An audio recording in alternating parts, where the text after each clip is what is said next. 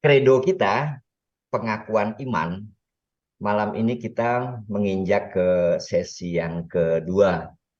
Karena dalam pengakuan iman, dalam kredo itu sangat panjang. Apabila ada yang pernah menikmati sekolah tinggi filsafat ataupun di sekolah tinggi teologi, itu bisa satu semester hanya untuk menekuni apa itu kredo.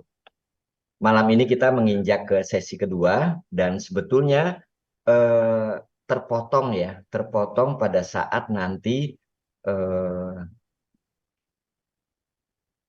yang dikandung oleh Roh Kudus dilahirkan oleh Perawan Maria. Ini akan terpotong di situ untuk berikutnya, tetapi tidak apa-apa karena sebetulnya ini sesi yang panjang. Karena kredo itu dibagi tiga bagian sebetulnya ya. Jadi ada Allah Bapa, Allah Putra, dan dari A sampai Z Allah Putra itu, lalu kemudian eh, Allah Roh Kudus di situ.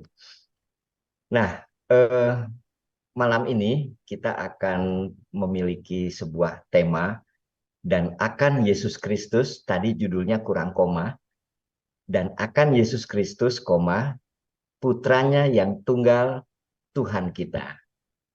Jadi ada tiga subjek di sini. Ada tiga subjek. Sebelum kita mulai, kita akan melihat dulu sebetulnya apa yang ada dan apa yang sudah kita miliki bersama kemarin, berdinamika bersama dengan Romo Uut. Yang pertama itu adalah kita semua sudah mengenal ya, sudah mengenal dan mengerti makna syahadat bagi kehidupan umat beriman. Jadi saat ini saya tidak lagi membahas tentang sejarah karena saya pikir sudah disampaikan sebelumnya. Ini adalah sebuah jembatan pengajaran ataupun dinamika yang kemarin bersama Romo Uud, dan kita mencoba untuk masuk kepada uh, materi malam ini. Di sini kita ingat kemarin bahwa Allah yang kita imani itu adalah Allah yang menyapa manusia sebagai sahabat-sahabatnya. Maka kemarin kita dengar Romo Uud menyebut Allah itu adalah Bapa sebagai sahabat ya. Dan bergaul dengan mereka untuk mengundang mereka ke dalam persekutuan dengan dirinya dan menyambut mereka ke dalamnya. Jadi makna di awal itu adalah itu sebuah undangan untuk kemudian bisa bergabung bersama Allah Bapa. Kalau kita lihat Katekismus Gereja Katolik alinea pertama itu yang paling saya suka. Kita sudah diundang, kita sudah diminta, kita sudah ayo ayo sini sini sini. Untuk apa? Supaya Allah mewarisi kebahagiaannya. Kata-kata mewarisi ini yang luar biasa. Begitu begitu sebagai sahabatnya Allah ya, ingin mewarisi kebahagiaannya. Dengan bantuan rahmat ilahi, setiap pribadi menjawab sapaan Allah itu dengan ketaatan iman. Artinya menyerahkan diri kepada Allah dan menerima kebenarannya. Ini yang minggu kemarin. Lalu makna aku percaya itu ungkapan ketaatan kita. Ungkapan ketaatan kita. Jadi iman itu sebetulnya yang ada semua dalam diri kita, diri anak-anak, diri istri, diri suami. Iman itu adalah pertemuan. Jadi pertemuan antara Allah yang mengundang dengan tanggapan kita, ketemu di tengah-tengah. Nah, itulah iman kita sebetulnya. Jadi iman kita itu adalah menanggapi, menanggapi sapaan Allah. Karena Allah sudah memproklamirkan dirinya. Saya adalah sahabat-sahabatmu. Begitu. Nah, sebetulnya rumusan kredo pada intinya bahwa ada tiga. Kita percaya pada Allah Bapa, Allah Putra, dan Allah Roh Kudus. Isi iman kita itu kepada uh, iman Katolik kita, iman Kristiani kita. Dan tidak lupa juga bahwa kita percaya Allah itu menganugerahkan rahmat kepada kita melalui sakramen-sakramen. Jadi pokok inti dari kredo itu sendiri. Kita kemarin sudah juga dengan ciri iman.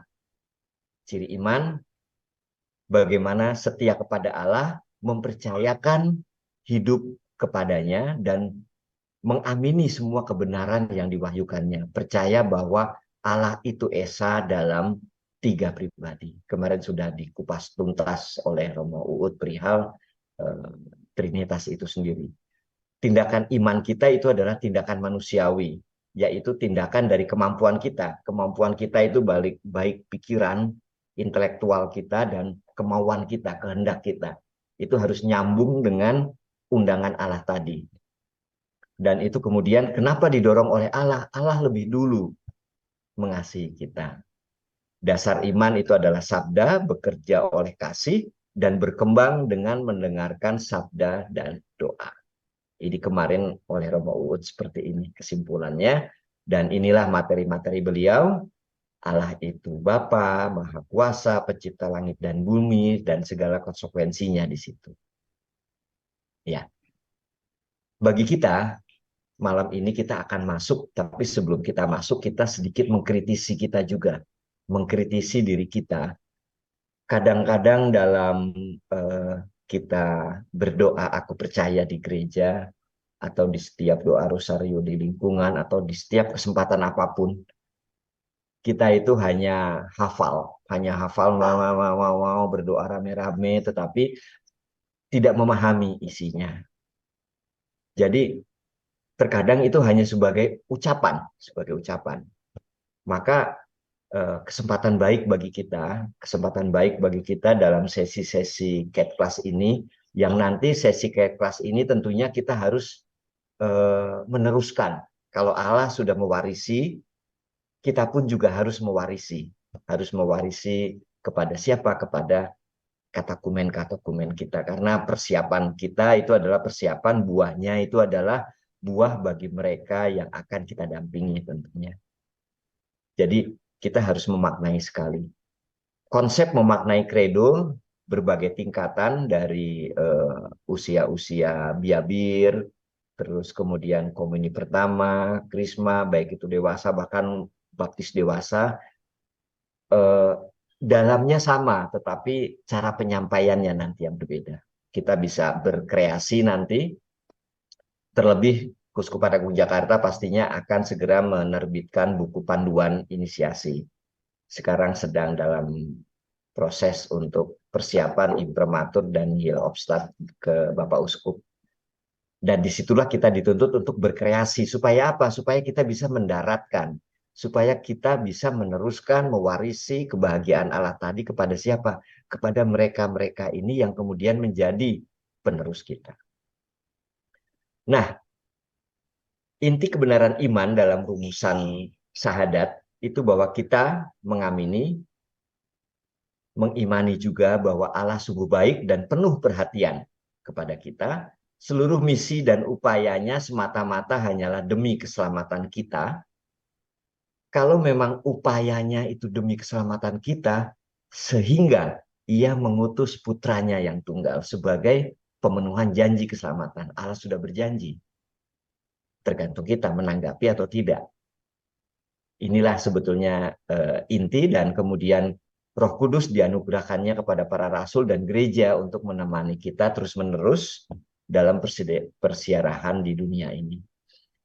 Kalimat-kalimat ini memang untuk pembelajaran kita bersama belajar, sehingga apa yang ada dalam benak saya, apa yang ada dalam referensi-referensi yang ada itu selalu ditulis, supaya setiap saat kita bisa baca.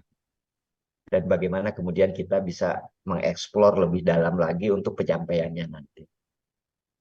Syahadat yang paling kuno adalah syahadat para rasul, yang biasa kita ucapkan dalam perayaan Ekaristi atau doa Rosario. Sedangkan syahadat panjang secara resmi disebut syahadat Nisea Konstantinopel, yang disahkan pada Konsili Konstantinopel pertama. Kalau kita melihat syahadat panjang itu memang sangat dalam. Tetapi yang kita pakai itu adalah yang paling kuno. Suatu saat kita juga bisa membedah syahadat panjang itu sendiri. Nah, inilah syahadat yang selalu kita doakan dalam setiap kesempatan. Kemarin Romo Uud sudah aku percaya akan Allah Bapa yang Maha Kuasa, pencipta langit dan bumi. Nah, malam ini kita sedikit agak panjang tetapi sebetulnya satu kesatuan Allah Putra ini yang ada tulisan hitam. Ini adalah satu kesatuan bagaimana Allah Putra itu menjadi sebuah figur yang kita imani. Bahwa dia adalah Putra Allah yang tunggal, dan seterusnya yang dikandung oleh Roh Kudus, dan seterusnya sampai kepada dari situ ia akan datang. Iya, jadi Allah Putra yang berperan di situ. Allah Putra. Tetapi konsep yang Allah Putra ini kita bagi tiga ya kalau tidak salah. Dalam agenda yang ada kita bagi tiga sehingga kita bisa lebih dalam lagi untuk melihat poin-poin apa yang kemudian bisa kita sampaikan, ide-ide apa dalam mendaratkan syahadat ini kepada para katakumen kita. Saya senang sekali kalau mengatakan bahwa ini adalah untuk para katakumen kita. Walaupun juga untuk persiapan kita sebetulnya. Karena apa? Karena hal-hal seperti ini yang kita harus garis bawahi dalam setiap pendampingan dengan katakumen. Kita mulai masuk kepada kredo. Kadang-kadang Romo pun juga mengucapkan yang panjang, mengucapkan yang pendek. Sebetulnya syahadat panjang dan pendek bedanya apa sih? Ya, tadi sudah dijelaskan bahwa kedua kredo itu sebetulnya memiliki nilai yang sama bagi gereja karena mencakup tantangan iman pada zamannya dan membantu kita untuk memahami iman Katolik. Tentunya secara lebih dalam ya. Pembahasan kita malam ini itu hanya bertitik tolak, berpijak pada syahadat para rasul. Jadi syahadat yang paling kuno yang sering kita ucapkan, yang merupakan rumusan tertua. Malam ini kita hanya membahas itu. Inilah figur yang memang akan kita bahas malam ini. Bagaimana Yesus, putranya yang tunggal, Tuhan kita. Jadi kita akan berkecimpung kepada sebuah kehidupan Yesus itu sendiri. Dia yang Tuhan, dia yang putranya yang tunggal. Nah ini kita akan memulai satu persatu dan berharap bahwa kita bisa poin-poinnya itu kita ambil. Tidak perlu dicatat, nanti filenya akan di-share juga. Ini adalah judul kita. Lalu kemudian Allah Putra. Pengertian Allah Putra sebagai Putra sekaligus Tuhan serta karya-karyanya. Kita akan membahas itu. Mungkin sedikit tentang karya-karya, karena dari kita pasti sudah tahu ya kalau kita melihat kitab suci ataupun mereferensi iman Katolik, Katolisitas ataupun apapun, kita sudah bisa melihat daftar-daftar karya-karya Yesus itu semuanya. Tetapi kapan itu dimulai? Lalu kisah penderitaan dan wafat Yesus serta mampu memahami penderitaan dan wafatnya bukan sebuah kekeliruan, tetapi konsekuensi dari perutusannya. Makna kenaikan Yesus ke surga. Ini sebetulnya satu kesatuan tadi Allah Putra. Tetapi kita akan penggal sampai kepada yang warna ungu dulu.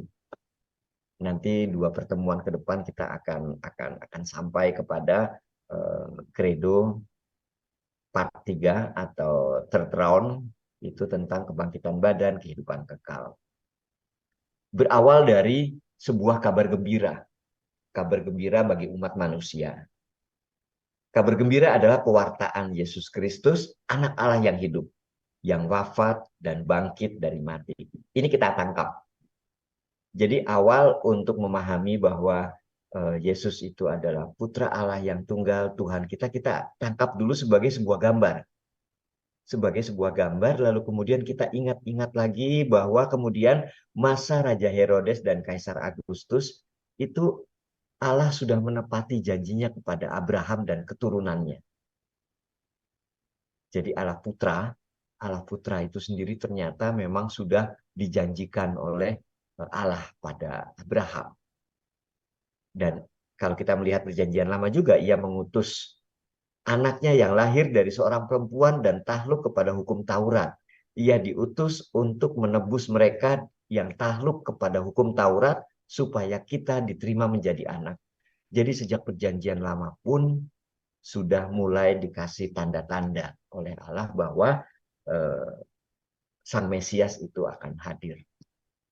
Ini kabar gembira pada zaman perjanjian lama. Perjanjian lama tentunya kalau yang pernah ikut KPKS ataupun kursus kitab suci, ada masa tenggang di situ antara perjanjian lama, perjanjian baru. Di tengah-tengah ini adalah sebuah masa kosong di sini ya. Disitulah Deuterokanonika dan banyak berbicara tentang iman di sana. Nah, inilah Allah Putra, Allah yang menepati janjinya kepada Abraham keturunannya. Dia mengutus anaknya yang lahir dari seorang perempuan dan takluk kepada hukum Taurat dan seterusnya, supaya kita bisa diterima menjadi anak. Di perjanjian lama, nubuat akan Yesus bisa dilihat dari kedatangan berita-berita yang terus-menerus dari asal mula dunia. Mesias akan datang dari keturunan Abraham, Ishak, Yakub, dan seterusnya. Itu kita bisa lihat sebetulnya. Bahwa Allah itu akan mengutus putranya untuk hadir. Kenapa dia kok hadir ke dunia? Kita lihat di belakang nanti. Kenapa harus hadir dia? Firman yang telah menjadi manusia. Ini menjadi landasan pokok kita juga. Kenapa Allah itu hadir? Firman yang telah menjadi manusia dan diam di antara kita, dan kita telah melihat kemuliaannya, yaitu kemuliaan yang diberikan kepadanya sebagai anak tunggal Bapa, putranya yang tunggal, penuh karunia dan kebenaran. Dasar biblis, dasar kitab suci ada. Jadi ternyata memang Allah itu memang sungguh-sungguh dia itu berupaya untuk turun hidup bersama dengan manusia untuk sebuah proses keselamatan di situ. Maka pada saat sudah definitif dia akan hadir, maka kemudian berproseslah menjadi kemudian sebuah cerita atau sebuah pengalaman iman tentang kelahiran Tuhan, kelahiran Yesus itu sendiri. Yesus Kristus putranya yang tunggal Tuhan kita. Dari namanya tentunya memiliki makna di situ. Kalau kita penggal sedikit judulnya, dan akan Yesus. Kristus adalah gelar, dan akan Yesus. Jadi memang sudah sebuah nama. Sudah sebuah nama. Kalau seandainya dia lahirnya itu di Jawa gitu ya, mungkin ya namanya Slamet. Maka sebuah nama tentunya pasti ada arti di situ. Allah Bapa pasti sudah memiliki makna di situ. Kenapa kok harus memberi nama Yesus? Berawal dari sebuah nama. Inilah yang kemudian pertama kali kita selalu dengar dalam doa Rosario. Dalam Lukas bab 1 ayat 31. Sesungguhnya engkau akan mengandung dan akan melahirkan seorang anak laki-laki, dan hendaklah engkau namai dia Yesus. Sudah definitif namanya sebelum Yesus ada, sebelum Yesus lahir. Ini Bunda Marianya dari Shanghai, jadi lebih cantik kayaknya. Jadi sudah ada namanya di situ. Nama Yesus itu sudah ada sejak sebelum, sudah teridentifikasi namanya. Hanya karena masalah nama. Jadi kalau kita membaca sebuah kalimat, coba kita penggal. Kita penggal, ternyata Yesus itu adalah sebuah nama yang memang sudah direncanakan. Perencanaannya apa? Kenapa kok harus namanya Yesus? Kenapa kok enggak Slamet? Kenapa kok enggak Pak Moko atau Pak Fran? Atau siapa lagi? Pak Boy misalnya. Kenapa harus Yesus? Nah, inilah kunci daripada menamakan kehadiran Allah itu adalah Yesus. Anak perawan Maria dinamakan Yesus karena ia menyelamatkan umatnya dari dosa. Itu yang pertama. Dan yang kedua, ada kisah para rasul. Di bawah kolong langit tidak ada nama lain yang diberikan kepada manusia yang olehnya kita dapat diselamatkan. Boleh-boleh aja orang memiliki nama Yesus, tetapi apakah olehnya kita dapat diselamatkan? Itu sebuah spesifik nama Yesus untuk dirinya itu. Bagi orang lain yang memiliki nama Yesus ya boleh-boleh aja.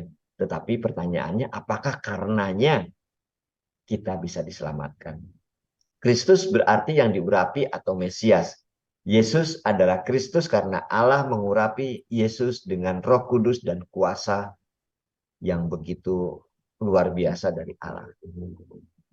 Ini yang kemudian menjadi sebuah pemahaman kenapa kok Yesus itu hadir dan memang sebelum ia hadir dinamakan Yesus. Ini berhubungan dengan misinya. Misinya apa? Misinya adalah menyelamatkan umatnya dari dosa. Kenapa menjadi nama Yesus? Yesus itu sendiri kalau kita lihat dalam bahasa Ibrani berarti Allah yang membebaskan. Pada waktu menyampaikan pewartaan malaikat Gabriel yang tadi menamakan dia Yesus yang menandakan bahwa siapa dia dan untuk apa dia diutus. Untuk apa dia hadir. Ini kita lihat di belakang nanti ya kenapa dia hadir. Karena tidak ada seorang pun dapat mengampuni dosa selain Allah sendiri. Maka Allah sendirilah yang akan menyelamatkan umatnya dari dosa mereka dalam Yesus putranya yang abadi yang telah menjadi manusia. Ini alasan kenapa Allah harus turun. Karena memang Allah sendiri yang harus campur tangan.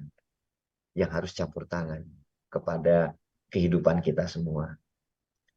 Jadi nama itu sendiri sebetulnya menyimpulkan sebuah rangkaian keselamatan yang karya-karya keselamatan yang Allah akan upayakan pada waktu itu ya, pada waktu itu. Kalau kita lihat dalam doa-doa kita, dalam doa-doa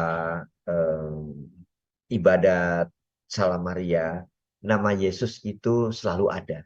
Doa-doa liturgi misalnya selalu ditutup dengan demi Yesus Kristus atau demi Kristus putranya dan seterusnya. Itu selalu disebut nama itu. Dalam doa Salam Maria juga seperti itu. Puncaknya itu adalah terpujilah buah tubuhmu Yesus. Jadi penekanannya itu adalah terpujilah buah tubuhmu Yesus, tapi lebih baik adalah terpujilah buah tubuhmu Yesus. Jadi identik satu penggal di situ. Bahwa dia adalah yang diutus oleh Allah.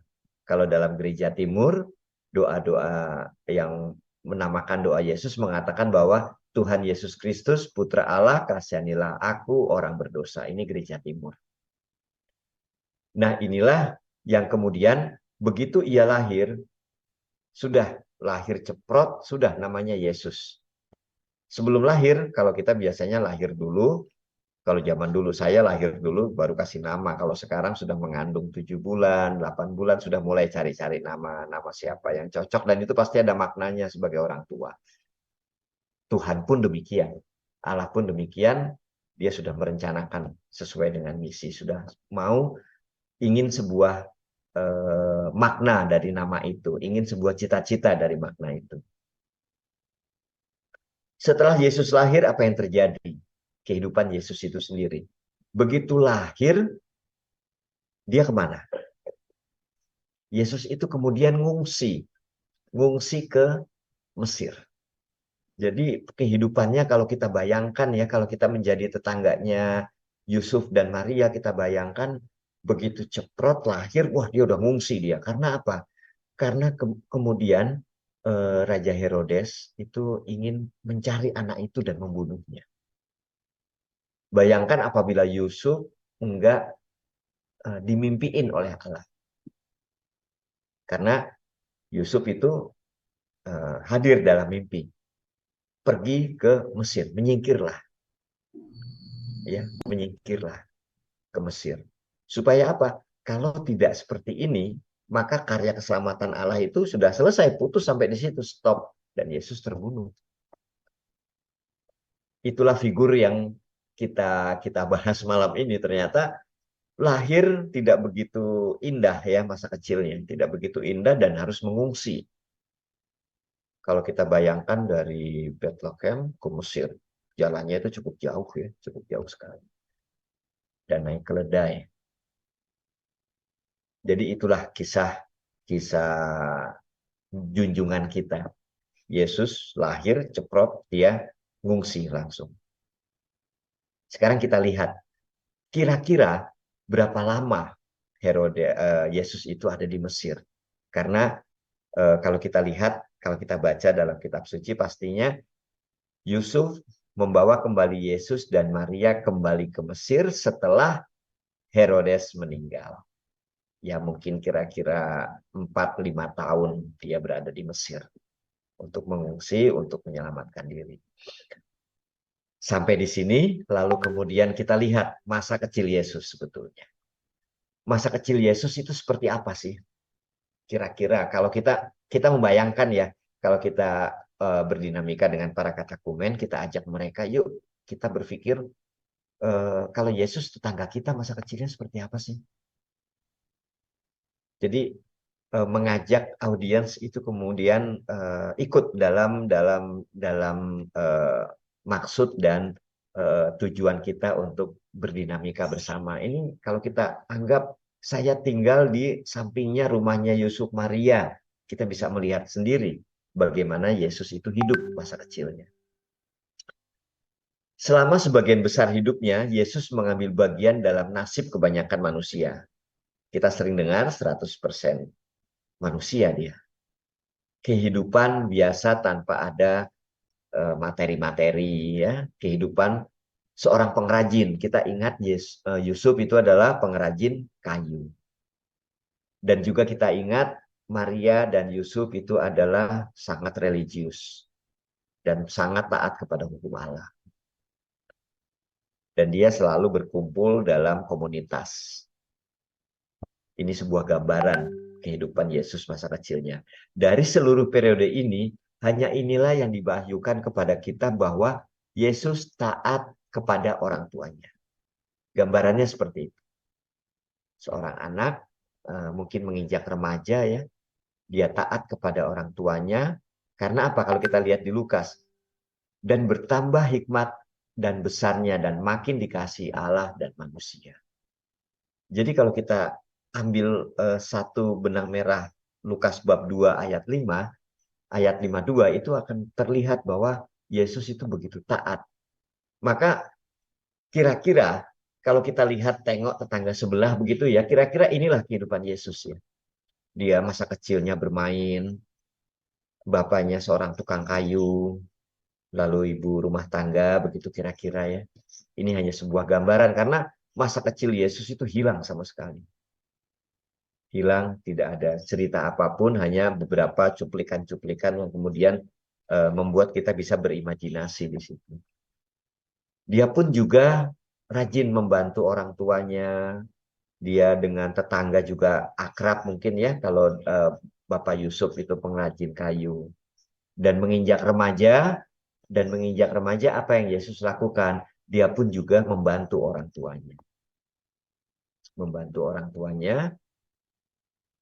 Sesekali dia juga, kalau dalam imajinasi saya, dia juga membantu bapaknya. Kira-kira kalau dalam gambar ini, Santo Yusuf itu berpikir, wah anak gua udah bisa gergaji kayu ya. Hebat nih, lurus gergajinya misalnya. Jadi hanya gambaran itulah karena Yesus hidup bersama dengan Yusuf dan Maria. Yusuf adalah seorang tukang kayu. Apa yang kita bisa simpulkan dari sini? Dari melihat kehidupan Yesus masa kecil ini. Dalam kepatuhannya pada bunda dan bapaknya, Yesus memenuhi perintah keempat dengan amat sempurna. Sebuah pesan bahwa untuk kita juga, kita selalu mengamini pasti perintah keempat, yaitu hormatilah ibu bapamu, kasihlah mereka, bantulah mereka, kira-kira seperti itu. Nah, gambaran duniawi mengenai kepatuhannya sebagai anak terhadap Bapa surgawinya, itu kita lihat pada waktu Yesus mengatakan, bukan kehendakku, tetapi kehendakmulah. Pada saat Kamis Putih ya, Kepatuhan Yesus sehari-hari terhadap Yosef dan Maria menyatakan dan mengantisipasi kepatuhannya pada hari Kamis Putih, bukan kehendakku, tetapi kehendak-Mu lah yang terjadi. Mengapa dia patuh? Yesus takut malam itu. Kita ingat kalimatnya, kalau bisa lewatkan cawan ini daripadaku. Yesus takut sebetulnya, tapi karena ketaatan. Dengan kepatuhan Kristus dalam keseharian hidup yang tersembunyi itu, mulailah sudah pemulihan apa yang sudah dihancurkan oleh ketidakpatuhan Adam. Maka masa kecil Yesus dapat kita gambarkan dengan sangat sederhana sekali, bahwa ia patuh terhadap orang tua, patuh kepada bapaknya, yang kemudian kita bisa lihat, kita cerminkan setelah umur 32-31 tahun, bukan kehendakku yang terjadi. Itu kepatuhan Yesus. Nah ini, kehidupan yang tersembunyi di Nazaret memungkinkan setiap orang supaya bersama Yesus dalam kegiatan sehari-hari. Rumah di Nazaret adalah sebuah sekolah di mana orang mulai mengerti dan mengerti kehidupan Kristus. Itulah sebetulnya sebagai sekolah yang dalam tanda kutip sekolah Injil, rumah Nazaret, keluarga Nazaret, kira-kira seperti itu. Ada sesuatu di balik itu bahwa Nazaret memperingatkan kita apa sebenarnya arti sebuah keluarga. Akan kebersamaannya dalam cinta, akan martabatnya, akan keindahannya yang gemilang, akan kekudusannya. Potret lain yang bisa kita lihat adalah bagaimana tetap kita mensyukuri sakramen perkawinan kita misalnya, hidup berkeluarga. Jadi konteksnya ini adalah keluarga. Hanya itu yang bisa kita gambarkan masa-masa kecil Yesus. Dan tiba-tiba kitab suci, seluruh Injil itu hampir membicarakan bahwa menceritakan peristiwa yang tertinggal di Bait Allah. Ini Yesus mulai muncul di sini. Yesus mulai muncul dalam kitab suci. Tidak ada lagi cerita tentang Yesus hingga peristiwa pembaptisan oleh Yohanes. Begitu ketemu di Bait Allah, udah nggak ada cerita lagi. Ada sebuah loncatan dari masa kanak-kanak Yesus langsung ke masa dewasa. Banyak orang tentu ingin tahu apa yang terjadi selama masa kanak-kanaknya sebelum menjalani misinya. Kita tidak tahu sebetulnya apa yang hilang. Kita hanya bisa mengambil inspirasi-inspirasi tadi. Yesus yang taat kepada orang tua dan seterusnya. Konsep sebuah keluarga Nazaret. Maka penemuan kembali Yesus di Kanisa adalah satu-satunya peristiwa yang diberitakan di Injil mengenai tahun-tahun yang hilang itu. Yesus memperlihatkan di sini misteri penyerahan dirinya kepada perutusannya yang disebabkan oleh keadaannya sebagai putra Allah. Apa yang ia katakan pada saat ditegur sama ibunya. Tidak tahukah kamu bahwa aku harus berada di dalam rumah Bapakku? Dia muncul di situ. Jadi kalau kita hilang, Pak Moko hilang gitu, pasti dia ada di gereja. Karena apa? Harus berada di gereja. Nah itu inspirasi kira-kira seperti itu. Tahukah kamu bahwa aku harus berada di dalam rumah Bapakku? Jadi kalau kita ingin ngikuti dia, ngikuti Yesus, ya sudah, sering-sering mainlah di gereja aja. Sering main di gereja dan seterusnya. Ini inspirasi yang ya hanya ada inspirasi dari saya, hanya untuk mendekatkan pemahaman kita bahwa ternyata Yesus ketemunya banyak Injil memberitakan ini cuma satu-satunya, sudah dia ketemu di Bait Allah. Kalau kita lihat lagi gambar ini, Bunda Maria dan Santo Yosef ketemu Yesus sedang berada di dalam kelompok imam dan kepala ahli Taurat. Dia sedang berdiskusi dan seterusnya.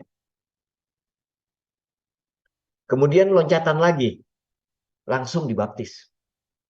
Sebuah loncatan, Yesus dibaptis. Biarlah hal itu terjadi karena demikianlah sepatutnya kita menggenapkan seluruh kehendak Allah.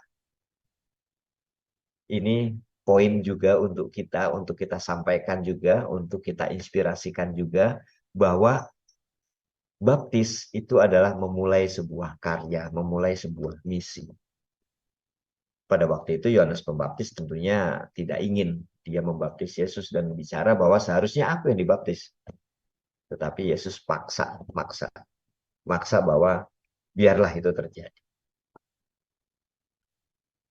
Pada awal kehidupannya di muka umum, Yesus membiarkan dirinya dibaptis oleh Yohanes di Sungai Yordan. Kita sangat ingat kalimat-kalimat yang disampaikan oleh Yohanes Pembaptis di situ. Bertobatlah dan berilah dirimu dibaptis. Nah, pada saat itu banyak yang datang untuk kemudian ikut dibaptis dan seterusnya hadirlah Yesus. Yohanes Pembaptis mula-mula ragu tetapi Yesus mendesaknya. Lalu kemudian langit terbelah, inilah anak yang kukasihi, burung merpati datang dan seterusnya. Inilah awal kehidupan Yesus di muka umum, dibaptis setelah melewati yang tadi Yesus ketemu hilang di bait Allah. Penjelasannya itu adalah pembaptisan Yesus untuk memulai karya. Pembaptisan untuk Yesus adalah penerimaan dan permulaan perutusannya sebagai hamba Allah yang menderita. Ini kita simpan dulu kalimat yang saya tulis merah ya. Penerimaan dan permulaan perutusannya sebagai hamba Allah yang menderita. Kayaknya kok dia sudah tahu ya. Dia sudah didesain sedemikian rupa bahwa dia akan menderita. Maka pembaptisan dia itu sudah mengantisipasi kematian yang berdarahnya. Kita lihat di Katekismus Gereja Katolik sangat jelas menuliskan itu. Yang saya beri kotak ini. Melalui pembaptisan, seorang Kristen secara sakramental dibentuk menurut rupa Yesus. Yang dalam pembaptisannya telah mendahului kematian dan kebangkitannya. Jadi Yesus sudah tahu. Dia dibaptis itu untuk mati. Maka pembaptisannya itu mendahului kematian dan kebangkitan. Ini adalah misi sebetulnya. Dan pada saat itu Yesus mengatakan, ya, inspirasi bagi kita itu adalah kita harus masuk bersama Yesus. Masuk, keluar lagi, lalu kemudian memulai hidup baru. Konsep ini bisa kita sampaikan juga nanti kepada para katakumen. Bahwa pembaptisanmu itu adalah awal hidupmu. Pembaptisanmu adalah awal karya-karyamu, awal hidupmu yang baru. Sedangkan Yesus sendiri untuk kita, pemahaman kita sendiri bahwa ia itu adalah mendahului karya-karyanya. Karyanya yang terpuncak itu adalah dia menyerahkan nyawanya.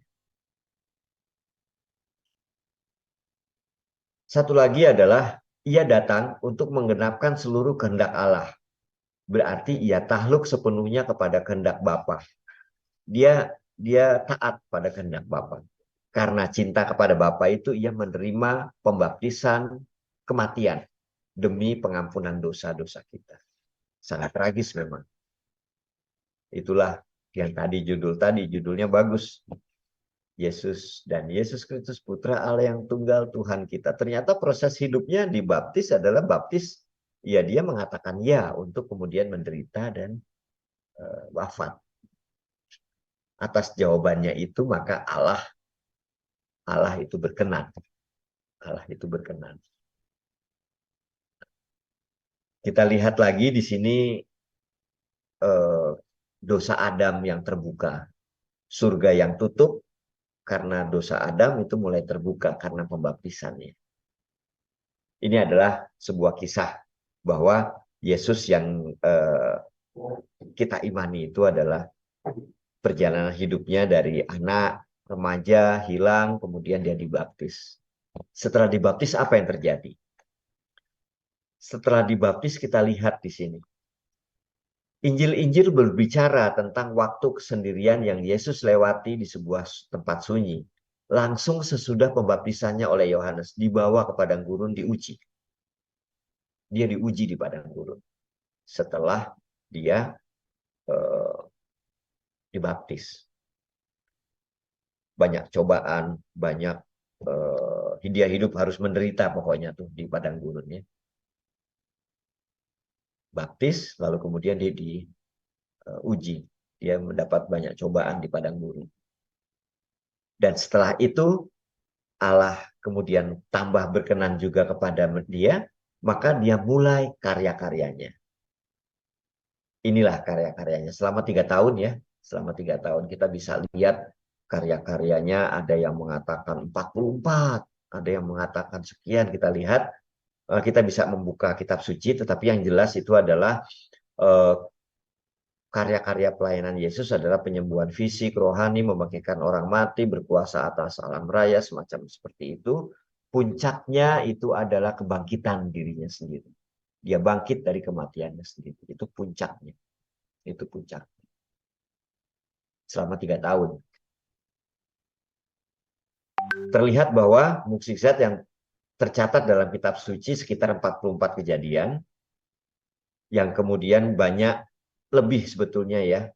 Tetapi konsepnya itu adalah melenyapkan segala penyakit dan kelemahan yang ada di bangsa itu saat itu. Jadi karya-karyanya cukup singkat, tidak lama juga karyanya Yesus. Sudah banyak yang dia perbuat. Kalau saya ulangi lagi bahwa dia adalah masa remaja sudah dia lewati, mulai dari sebelumnya mengungsi, hilang di bait Allah, dia kemudian muncul lagi di baptis, sekarang dia berkarya. Ini perjalanan hidup Yesus. Lalu kemudian yang menjadi pertanyaan kita sebetulnya, lalu kealahannya Yesus ada di mana? Kealahannya Yesus itu sebetulnya yang akan kita bahas minggu depan. Tetapi akan muncul juga, ini memang harus kita bahas sebelumnya, kita loncat langsung, yang dikandung dari Roh Kudus. Dilahirkan oleh perawan Maria. Yang dikandung di Roh Kudus, pertanyaannya itu adalah kenapa kok dari dikandung saja kok sudah kemudian membuktikan bahwa itu adalah kealahannya. Yang dikandung di Roh Kudus, siapa yang dikandung? Yesus. Dari siapa? Dari Roh Kudus. Maria itu melahirkan. Yang saya tulis merah itu adalah yang dikandung dari Roh Kudus, itulah kealahannya Yesus. Tadi untuk melihat bahwa itu adalah Tuhan kita. Maka kalau kita lihat slide yang pertama tadi, kabar gembira tadi ya, kabar gembira itu Allah, anak Allah yang hidup. Dia sudah jelas di situ, anak Allah yang hidup. Dan Allah mengutus anaknya yang lahir dari seorang perempuan. Ini baru indikasi, tetapi yang sebetulnya harus kita lihat lagi itu adalah yang dikandung dari Roh Kudus. Ini adalah kealahan dari Yesus. Karena dia hadir karena Roh Kudus. Banyak nanti akan kita bahas dalam topik Mariologi sebetulnya. Tetapi yang kita tangkap malam ini itu adalah makna yang dikandung dari Roh Kudus, dilahirkan oleh perawan Maria, itu membuktikan kealahannya Yesus. Sebagai bukti, ada lagi 3 raja dari timur, bukti kealahannya. 3 raja dari timur mempersembahkan apa? Emas. Itu melambangkan bayi Yesus yang akan menjadi Raja Agung. Kemenyan melambangkan bayi Yesus akan menjadi Imam Agung. Dan mur melambangkan bayi Yesus kelak mati untuk menebus dosa manusia. Ini sudah ada potret sejak ia kecil. Itulah kealahannya. Kita bisa lihat di Injil Matius bab 2 di situ. Itulah kealahannya Yesus. 3 raja, persembahannya sudah mengindikasikan. Maka gelar putra Allah dan Tuhan dalam Katekismus Gereja Katolik kita bisa buka di 454-455. Putra Allah menyatakan hubungan unik dan abadi dari Yesus dan Allah Bapanya.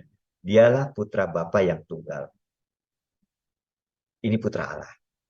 Jadi hubungan yang unik apa? Melalui dikandung oleh Roh Kudus tadi. Kalimat itu kalau kita jabarkan seperti ini.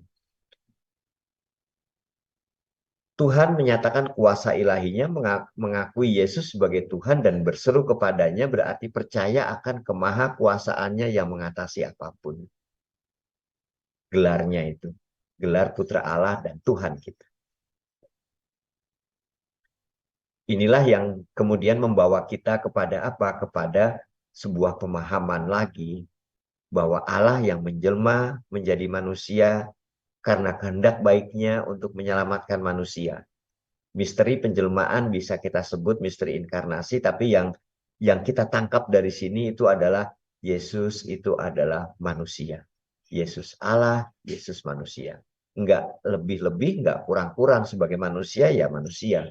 Kalau kita lihat sebagai kemanusiaannya pun dia juga memiliki rasa takut. Lalu kalau kita melihat, ingat sebuah Jumat Agung, bagaimana ia meninggal, itu pun juga sebuah ada ketakutan. Ada kemudian melepas begitu saja. Ada kata-kata, mengapa engkau meninggalkan aku? Gitu, sebuah jeritan. Atau bahkan juga ada sebuah tulisan lagi, sudah selesai, dia pasrah. Ada dua tipe, dua kondisi yang digambarkan oleh penulis Injil, bagaimana ia sebagai manusia. Yang menjadi pertanyaan kita itu adalah, kenapa kok capek-capek ya? Capek-capek Allah itu hadir. Dan akhirnya dia kemudian meninggal. Dia menderita sengsara, wafat. Capek-capek udah enak-enakan di surga ya. Dia hadir, masuk kepada kesemrawutan hidup kita. Ada jawaban untuk ini, kenapa kok Allah hadir. Kadang-kadang kita juga berpikir, kenapa kok harus capek hadir.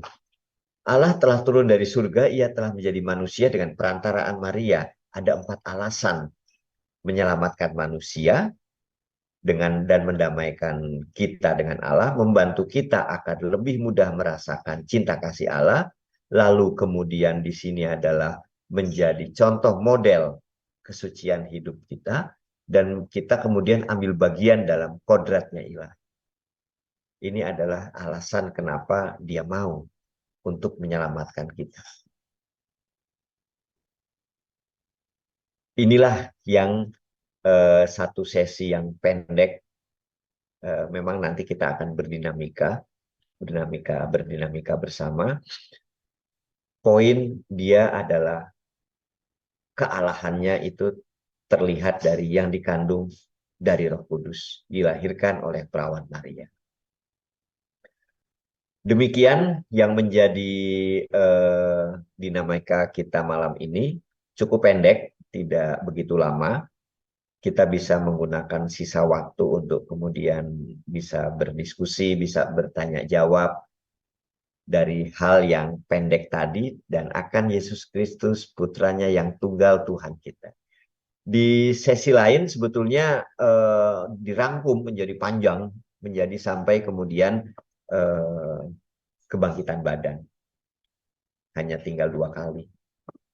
Demikian Ibu, Bapak, saya stop screen dulu, lalu kemudian sebelum saya putus screen-nya, sedikit saya akan melihat yang paling seru nanti dalam kredo, itu adalah, dan menjadi pembicaraan kita yang panjang, itu adalah sebuah konsep mengolah kehidupan dari perspektif kematian. Ini yang akan menjadi konteks kehidupan manusia, kebangkitan badan, kehidupan kekal.